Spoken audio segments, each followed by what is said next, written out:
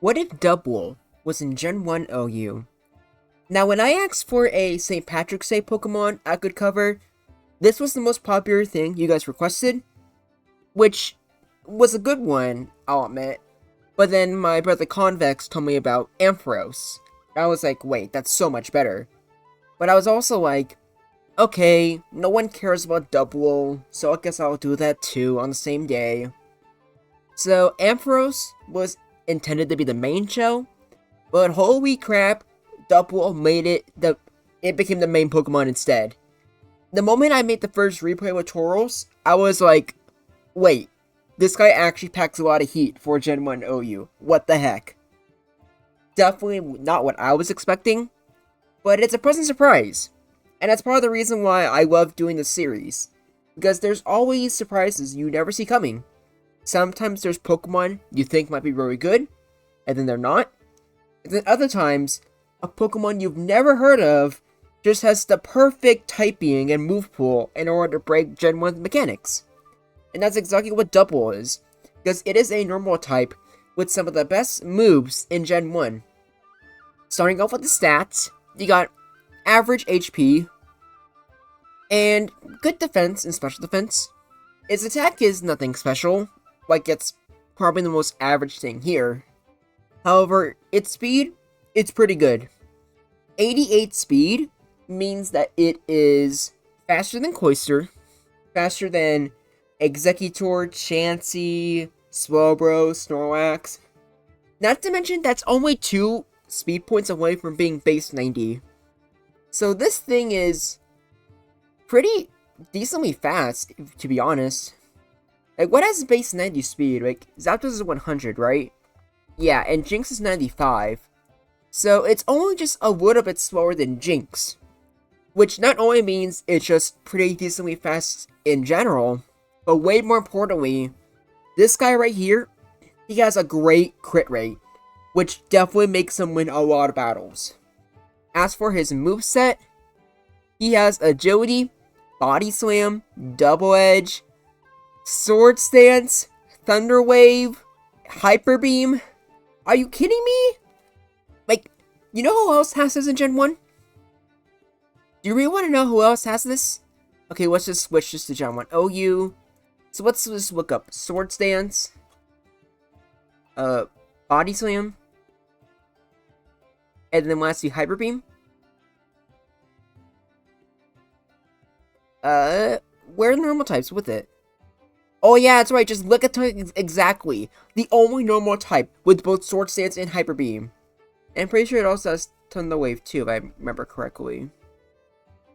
Oh no, it doesn't even have that, only Mew. So yeah.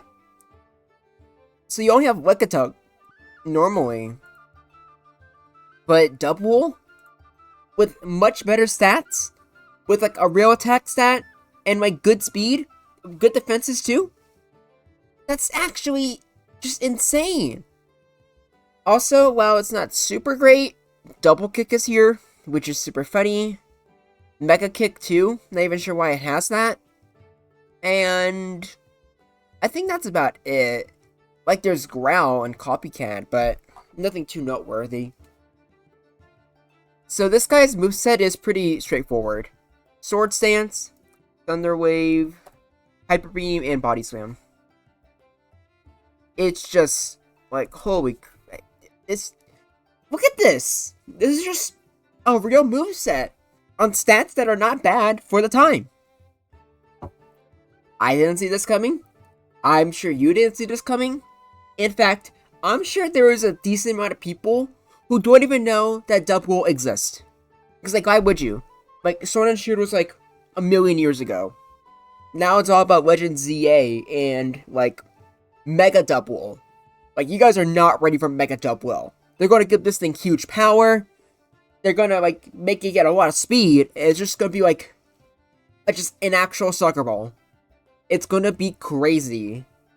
And then once that actually gets revealed, you're all going to come back here.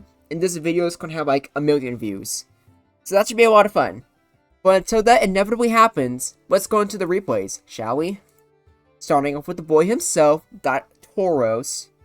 Body Slam, like, Honestly, I think Dubwool takes that pretty well. And with paralysis, Dubwool can very easily get sword stance off and get some damage in. Like, as you can see there, it hits pretty hard. And Hyper Beam hits even harder. So, I don't even know what to say. This is just one of the most unexpected surprises out there, and I'm so happy about it. Snorlax puts up a much better fight, especially Reflectalax, but Dubwool can still hold its own here as well. Keep in mind, because of its crit rate, there's just a very, very decent chance it can just fight through, or crit through the Reflect anyways. But even without it, with Sword Stance you can power through. So it doesn't really matter what Snorlax set it is. Like, you could put up a pretty decent job. But just Tauros and Snorlax, it's still cuckoo either way. They can still, like, very much kill you if they get lucky. Which they very much will be, or might be. Can't really say the same about Chansey. Chansey can't be faster than you because you have Thunder Wave as well. And just a single Sword Stance is actually kind of overkill. Because look how much damage it does here. 72%! Yeah, just one Hyper Beam is enough to kill. So, good for Dubwool, I guess. Not so much for Chansey. Ed's struggling a lot. I'm struggling a lot. Because even though I'm feeling better when it comes to my cold, my throat really goes out after I recorded the first Ampharos video. Ignore that. So I'll just go say this now. After this Dubwool video, this will probably be... I might need another day or two, just to rest. Because as you can probably tell from my voice, I'm still very nasally. We'll have to see. Alakazam can get lucky with crits, but Dubwool can still do a lot of damage to it. Especially if the Alakazam gets paralyzed. And even like without having a crit or a special drop, I'd say Dubwool can tank the Psychic pretty well. At least in my opinion. And then next off we have Cloyster, I believe. And Cloyster is still very annoying, because you kind of need Sword Stance to do decent damage.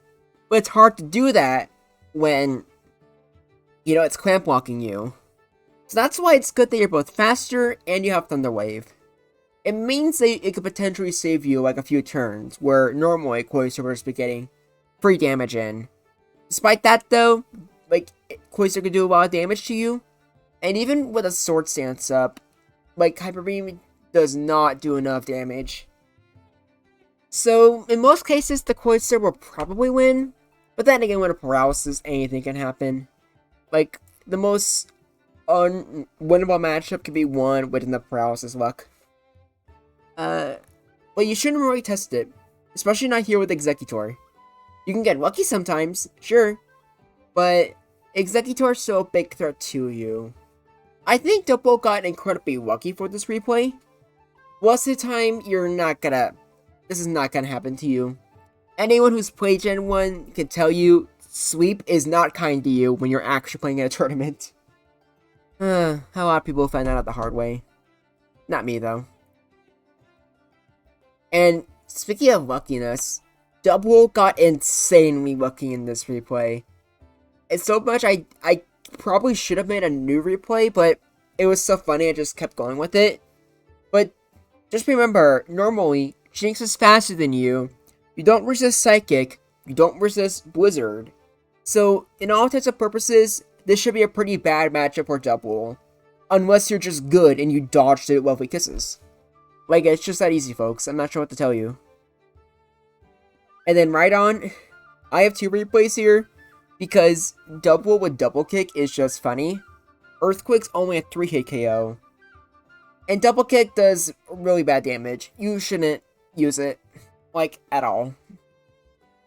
But if you do use it, it's funny. So I made a new replay. And with this replay, I gave the Dubwool Serene Grace, so that it would be guaranteed to get a paralysis, basically. I just wanted to show this because it's really funny. If you want to have a Dubwool that's specifically made to beat Rhydon sometimes, I have great news. Because this Dubwool has the tools. With paralysis, with Sword Stance and Double Kick, you can get that damage in. And with, you know, full paralysis, you can actually beat the Rhydon. So, Remember this. This is why Hop used Dubwool in Sword and Shield, because it can actually beat a Rhydon. Not sure how many of you knew that. Gen 1 is so funny. So unironically funny. Alright, next off, we have Slowbro. And because these guys put up paralysis and stat boosting moves, Dubwool is basically always going to be faster. And I guarantee you that Sword Stance boosted Hyper Beam is going to hit a lot harder than Surf. Which is saying a lot since it's normally a Surf with max special. But you don't even need max attack to OHKO the Slowbro. Granted, Dubwool got a little bit lucky there because of paralysis. So I kind of want to put this in Cookie either way. But at the same time, Dubwool can threaten to kill Slowbro faster than Slowbro can threaten to kill it. So I feel like no matter what, it's always a good matchup. And there's not really any reason for the Slowbro player to really go for it.